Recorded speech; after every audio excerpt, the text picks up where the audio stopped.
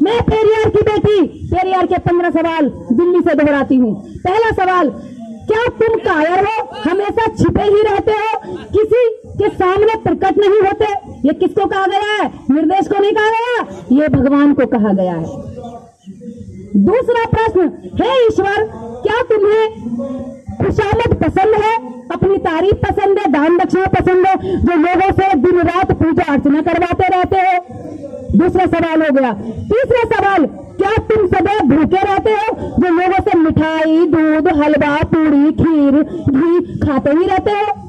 चौथा सवाल, क्या तुम मांसाहारी हो, जो लोगों से निर्बल पशुओं की बलि चढ़वाते हो? चौथा सवाल अहम सवाल है, हे ईश्वर, क्या तुम मांसाहारी हो, क्या तुम जानवरों की आंत तोजड़ी खाते हो, जो हमेशा तुम बलि मांगते हो और निर्बल दुर्बल पशुओं की बलि चढ़ा करके तुम अपने आप को खुश करवाते हो? पांचवा सवाल, क्या तुम सोने के व्यापारी हो, जो मंदिरों में लाखों टन सोना दबाए बैठे हो?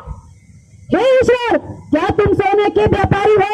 आज व्यापारियों को भी लग रहा होगा हमसे बड़ा व्यापारी तो भगवान निकला। हे ईश्वर, क्या तुम व्यापारी हो, जो लाखों टन सोने को अपने मंदिरों में दबाए बैठे हो? मैं नहीं कह रही हूँ, पेरियार ने कहा है, लगभग 125 साल पहले कहा है। ये पेरियार की बेटी तो बस दोहरा रही है।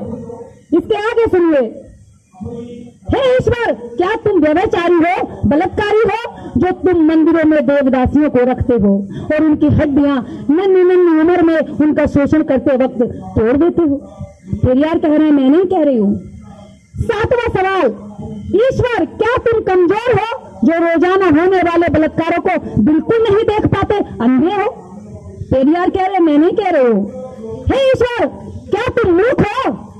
हे ईश्वर, क्या तुम मूर्ख हो, जो दुनिया के देशों में गरीबी भुखमरी होते हुए भी अरबों रुपए का अन्न, दूध, घी, तेल बिना खाए ही नदी नाले में और बहा देते हो, बर्बाद कर देते हो, संसाधनों का नाश कर देते हो? नौवां सवाल, हे ईश्वर, क्या तुम बहरे हो? हे ईश्वर, क्या तुम बहरे हो, जो बेवजह मरते हुए आदमी बलात्कारी होती हुई मासूमों की आवाज नहीं सुन पाते? हे ईश्वर, क्या तुम बहरे हो, निर्दोष ऐसे चीख चीख के अपने समाज के अधिकारों की मांग करती है और तुम उनके अधिकार ही नहीं दे पाते? हे ईश्वर। 10वां सवाल, क्या तुम अंधे हो, जो रोज अपराध होते हुए नहीं देख पाते हो? अंधे भी हैं। इसके आगे 11वां सवाल, क्या तुम आतंकवादियों से मिले हुए हो? क्या बड़ी बात कही है? हे ईश्वर, क्या तुम आतंकवादियों से मिले हुए हो? किसी व्यक्ति से बात नहीं हो रही है, यहाँ पर सीधी ईश्वर के साथ पेरियार के सवाल हो रहे हैं और बीच में कोई आएगा तो ये खबरदार, या भगवान से सीधी बात हो रही है, बीच में किसी को आने की जरूरत नहीं है। अगर वो भगवान का एजेंट बनके आना चाहता तो आ जाए, फिर सारे केस मुकदमे हम उस पर करेंगे। इसके बाद, क्या तुम अंधे हो, जो अपराध को होते हुए नहीं देख पाते? क्या तुम आतंकवादियों से मिले हुए हो, जो रोज धर्म के नाम पर लाखों लोगों को मरवाते हो? हे ईश्वर, क्या तुम आतंकवादियों से मिले हो, जो रोज लाखों लोगों को धर्म के नाम पर मरवाते हो? 12वां सवाल, क्या तुम आतंकवादी हो, क्या तुम आतंकवादी हो, जो चाहते हो कि लोग तुमसे डरें? डिस्काउंट डिस्काउंट डिस्काउंट ऐसे करता है ना आतंकवादी, मार दूंगा, लोग दिखाता है, तलवार दिखाता है, चाकू छुरी दिखाता है और कहता है चाकू छुरियां तेज करा लो। यानी कि आतंकवादी का मकसद होता है कि लोग मुझसे डरें, मुझे माने। यह हत्याएं करता है। भगवान भी ऐसे ही करता है कि मुझे मानो और उसे ना मानो तो लोगों को मारा जाता है। आज देश के अंदर जबरदस्ती जय श्री राम भी बुलवाया जा रहा है, आप देख रहे हैं मॉब लिंचिंग हो रही है। इसका अगला 13वां सवाल, क्या तुम गूंगे हो, जो एक भी शब्द नहीं बोल पाते, लेकिन करोड़ों तुमसे लाखों लोग सवाल करते और एक भी जवाब नहीं दे पाते? मैं अभी ये 15 सवाल कर रही हूँ, अगर ईश्वर मुझे एक भी सवाल का जवाब दे दे तो मैं मान जाऊंगी कि इस देश में, इस दुनिया में कोई ईश्वर है, वरना बीच में कोई उसका दलाल बनकर मेरा सामना ना करे।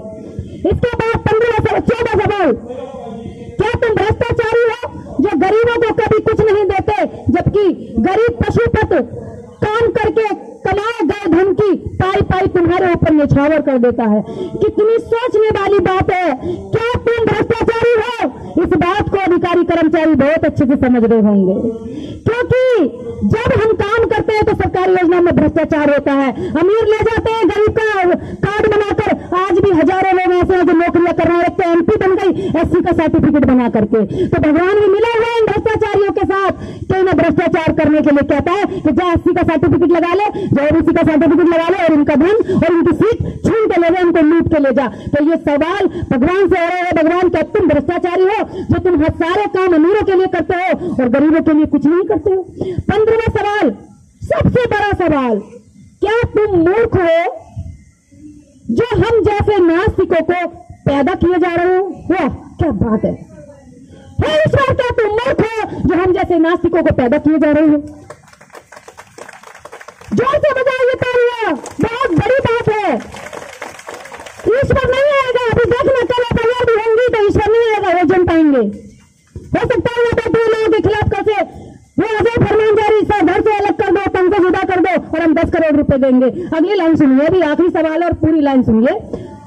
क्या तुम मूर्ख हो जो हम जैसे नास्तिकों को पैदा किए जा रहे हो, जो तुम्हें रात दिन खरी खोटी सुनाते हैं और तुम सुनते रहते हो, तुम्हारे अस्तित्व को नकारते हैं और तुम उसको चुपचाप बैठकर देखते रहते हो। मैंने यहां से इतने सवाल किए, कोई तूफान नहीं आया, मुझे कोई बीमारी नहीं हुई, मुझे कोई अटैक नहीं पड़ा, मैं ठीक हूं। यहाँ इतने लोगों ने सुना, किसी को कोई तकलीफ नहीं हुई, ये सब इसी तरह से खड़े हुए जैसे पहले खड़े थे। हमें कहा जाता है कि ये लोग तो नीचे रहने के लिए पैदा हुए हैं, लेकिन अगर जिस दिन इस भगवान के नाम का शोषण बंद हो गया, कि पेरियार ने एक बात और कही है, भगवान का जन्म मूर्खों ने किया है, फिर 4 घूटों ने किया है और मंद बुद्धि लोग उसको मानने का काम करते हैं। तो आप देख लेना, आप कौन सी लाइन में खड़े हुए हैं। इसी बातों के साथ यहाँ पर उपस्थित सभी लोगों का, मीडिया का खासकर मैं तहे दिल से शुक्रिया करती हूँ। मैं सबका नाम ले रही हूँ, समझ लेना, सबका नाम ले रही हूँ मैं यहाँ से, और मैं आपका शुक्रिया अदा करती हूँ। और शुक्रिया अदा करने में यहाँ मैं प्रशासन का भी शुक्रिया अदा करूंगी कि आपने हमारे कार्यक्रम को, यहाँ प्रशासन के लोग खड़े हुए हैं,